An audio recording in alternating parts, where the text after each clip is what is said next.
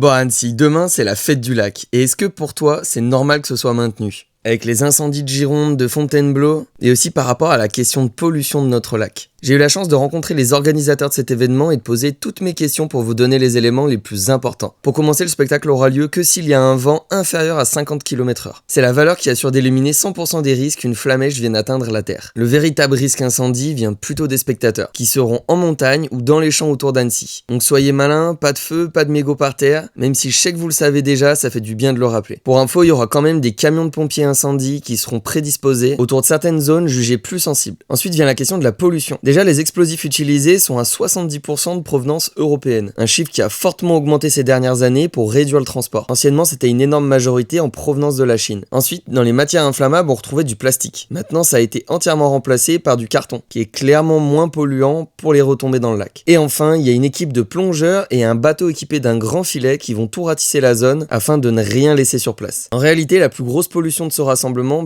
c'est nous. Beaucoup viennent de loin, on attend 200 000 personnes au total, donc c'est à nous de choisir des modes de déplacement sains pour limiter notre impact. Il y aura plein de bus pour desservir les parkings relais et les rives est et ouest du lac, des trains spéciaux pour Genève et Chambéry, donc renseignez-vous directement sur le site de la ville pour limiter vous aussi votre impact. Bon et sur ce, on se retrouve samedi soir pour cet événement qui s'annonce grandiose.